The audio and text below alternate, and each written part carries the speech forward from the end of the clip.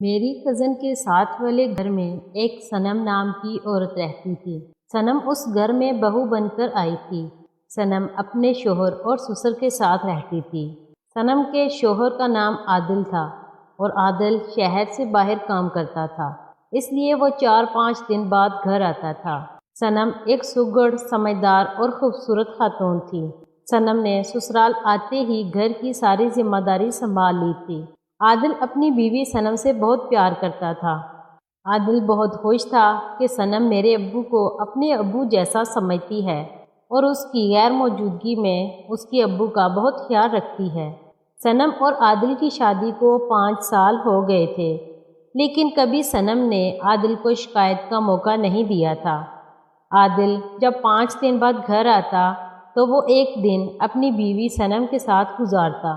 کبھی وہ گھومنے چلے جاتے تو کبھی وہ گھر میں ہی مووی وغیرہ دیکھ لیتے۔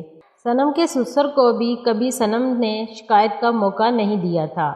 صنم اپنے سسر کا ہر کام وقت پر کرتی تھی۔ عادل نے گھر پر ایک ملازم بھی رکھوایا ہوا تھا جو کہ صنم کو بازار سے سودا وغیرہ لا کر دیتا تھا۔ ایک دفعہ عادل شہر سے باہر کام پر گیا ہوا تھا اور صنم اپنے سسر کے لیے چائے بنا رہی تھی۔ جب صنم نے چائے بنا کر سسر کو دی تو سسر نے چائے پکڑ کر میز پر رکھ لی اور صنم کے دونوں ہاتھ پکڑ لیے اور صنم کا سسر کہنے لگا، صنم بیٹی، میں بہت فخر محسوس کرتا ہوں کہ اللہ نے مجھے تمہارے جیسی بہو دی ہے۔ تو صنم کہنے لگی، میں نے آپ کو کتنی بار کہا ہے کہ آپ میرے سسر نہیں ابو ہیں اور میں آپ کی بہو نہیں بیٹی ہوں۔ تو سسر کہنے لگے، اچھا بیٹی، عادل بہت خوش نصیب ہے جسے تمہاری جیسی بیوی ملی۔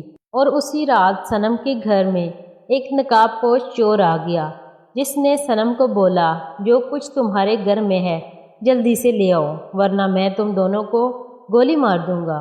تو صنم بولی، ہمارے گھر میں کچھ بھی نہیں ہے۔ تو چور بولا، جھوٹ بولتی ہو؟ تو صنم کہنے لگی، نہیں، میں سچ کہہ رہی ہوں، ہمیں گولی مت مارنا، سارے پیسے اور زیور بینک میں ہیں۔ تو چور بولا، تو چلو پھر اپنے کپڑے اتارو۔ تو صنم بولی، نہیں، میں نہیں اتاروں گی، تم مجھے مار دو، میں ایسی حرکت کبھی نہیں کروں گی۔ تو چور بولا، میں تمہیں تھوڑے ہی ماروں گا، میں تو اس بڈھے کو ماروں گا۔ تو صنم بولی، نہیں، تم ابو کو مت مارنا۔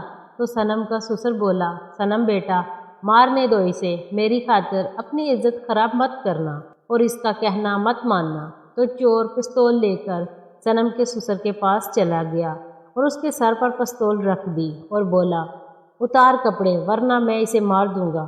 تو صنم بولی، اچھا میں اتارتی ہوں، لیکن تم وعدہ کرو ابو کو نہیں مارو گے۔ تو وہ کہنے لگا، نہیں ماروں گا، لیکن اگر تم نے میرا کہنا نہ مانا تو میں اس بڈھے کو مار بھی دوں گا۔ صنم نے اپنے سسر کو بچانے کے لیے اپنی عزت کو داؤ پر لگا دیا، لیکن اس چور نے خود کوئی جسمانی تعلق نہ جوڑا مگر اس کے شوہر کو اس کی بہو کے ساتھ جسمانی تعلق قائم کرنے کے لیے مجبور کر دیا، اور ساتھ ہی اس چور نے اپنے موبائل میں ان کی ویڈیو بھی بنا لی۔ جب وہ چور چلا گیا تو صنم رونے لگی تو اس کا سسر کہنے لگا، میں مر جاتا تو اچھا تھا، میں نے کیوں اپنی بہو سے یہ رشتہ قائم کیا۔ تو صنم کہنے لگی، ابو، اس میں آپ کی کوئی غلطی نہیں ہے، آپ خاموش ہو جائیں، آپ کیوں اپنے بارے میں ایسے الفاظ بول رہے ہیں، آپ کی تو کوئی غلطی ہی نہیں ہے۔ کچھ دن ایسے ہی گزر گئے۔ صنم ویسے ہی اپنے سسر کی خدمت کرتی رہی جیسے وہ پہلے کرتی تھی۔ عادل آیا اور ایک دن رہ کر چلا گیا۔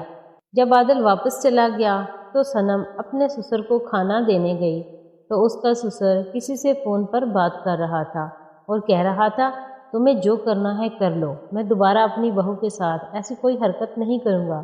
یہ کہہ کر صنم کے سسر نے فون بند کر دیا اور رونے لگا۔ جب صنم نے پوچھا تو سسر بولا، اسی چور کا فون تھا جو اس دن ہمارے گھر میں آیا تھا، وہ کہہ رہا تھا اپنی بہو کے ساتھ ایک بار پھر ویسا ہی کرو جیسا اس دن کیا تھا، اگر تم نے ایسا نہ کیا تو میں تمہاری ویڈیو نیٹ پر اپلوڈ کر دوں گا، تو پھر اسے ساری دنیا دیکھے گی۔ تو صنم رونے لگی کہ ایک بار پھر اسی چور کا فون آ گیا۔ اس بار فون صنم نے سنا اور وہ بولی، بھائی، آپ وہ ویڈیو نیٹ پر مت اپلوڈ کرنا ورنہ میری زندگی برباد ہو جائے گی۔ تو وہ چور بولا، جیسا میں کہتا ہوں ویسا کرو، तुम समझदार हो। तो सनम बोली, अच्छा ठीक है। सनम ने एक बार फिर अपने ससुर के साथ ना चाहते हुए भी जिस्मानी ताल्लुक़ बनाया। तकरीबन 2-3 बार ऐसा ही हुआ। जब भी आदिल एक दिन घर रहकर वापस जाता तो वो चोर लाजमी फ़ोन करता और सनम हर बार अपनी इज्जत और अपना घर बचाने के लिए अपने ससुर के साथ जिस्मानी ताल्लुक़ बनाती। एक दिन सनम की बहन सनम के घर आ गई। उसी दिन चोर का फ़ोन भी आ गया। सनम अपनी बहन को अपने कमरे में बिठाकर ससुर के कमरे में चली गई। जब सनम की बहन ने देखा कि मेरी बहन को गए हुए काफ़ी देर हो गई है, पहले तो उसने अपनी बहन को किचन और सहन में देखा, लेकिन जब वो कहीं ना मिली तो वो अपनी बहन के ससुर के कमरे में चली गई। जब उसकी बहन ने उसके ससुर का कमरा बंद देखा तो उसने दरवाजे पर दस्तक दी तो उसकी बहन ने दरवाज़ा खोला और जब उसकी बहन ने ऐसी हालत देखी कि उसके सर पर दुपट्टा नहीं है और उसके बाल भी बिखरे हुए हैं तो उसने बोला, सनम ये सब क्या है? तुम आदल भाई के जाने के बाद अपने ससुर के साथ ऐसी गंदी हरकत करती हो। तो सनम रोने लगी और कहने लगी, बहन मैं मजबूर हूँ। और उसका ससुर भी रो रो कर कहने लगा, या अल्लाह तू मुझे कब उठाएगा, या अल्लाह मुझे मौत दे दे। तो रोती हुई सनम ने अपनी बहन को चोर वाली सारी कहानी सुना दी। तो सनम की बहन भी परेशान हो गई। अगले दिन आदिल घर आ गया। अभी वो घर के अंदर आया ही नहीं था कि उसने अपने अब्बू और नौकर की सारी बातें सुन लीं, जो ये बातें कर रहे थे। आदिल का अब्बू अपने नौकर को कह रहा था, यार अब सनम की बहन पर दिल आ गया है, सनम से दिल भर गया है। आज तू कुछ ऐसा काम कर कि सनम की बहन आज मेरे कमरे में आ जाए तो यार मज़ा ही आ जाए। तो नौकर बोला, मालिक आप वही तरीका क्यों नहीं अपनाते जो सनम के लिए अपनाए थे? तो आदिल का अब्बू बोला, नहीं यार अब की बार प्लान थोड़ा सा बदल लेते हैं, वरना सनम और उसकी बहन को मुझ पर शक हो जाएगा। और आदिल के अब्बू ने सनम के बारे में बहुत बुरे बुरे अल्फाज बोले और कहने लगे, सनम तो बहुत खूबसूरत है और उसकी बहन उससे भी ज़्यादा खूबसूरत है, अब उसकी बारी है। आदिल अपने अब्बू के ये अल्फाज सुनकर गुस्से में आ गया और अंदर आकर अपने अब्बू को गोली मार दी। किसी को पता ही न लगा कि गोली किसने मारी है। उनके घर में जो नौकर था वही चोर बना हुआ था। उसने सनम और सनम के ससुर की वीडियो नेट पर अपलोड कर दी थी। पुलिस वाले सनम और उसकी बहन को पकड़कर थाने ले गए थे, इस शक की बिना पर कि सनम ने अपने ससुर को मारा है। आदिल को जब पता चला तो वो अपने घर के नौकर को लेकर थाने चला गया और बोला, इंस्पेक्टर साहब मेरी बीवी और साली बेकसूर है और जिस वीडियो की बिना पर आपने मेरी बीवी और साली को पकड़ा हुआ है वो झूठी है और उसका गवाह ये मेरा नौकर है। ये वो आदमी है जिसने मेरे अब्बू के साथ मिलकर ये किया है। फिर आदिल के नौकर ने बताया कि आदिल के अब्बू को अपनी बहू बहुत अच्छी लगती थी। वो शुरू दिन से ही अपने बेटे आदिल बहू को देखकर जलते थे और अपनी बेटी जैसी बहू पर गंदी नज़र रखते थे।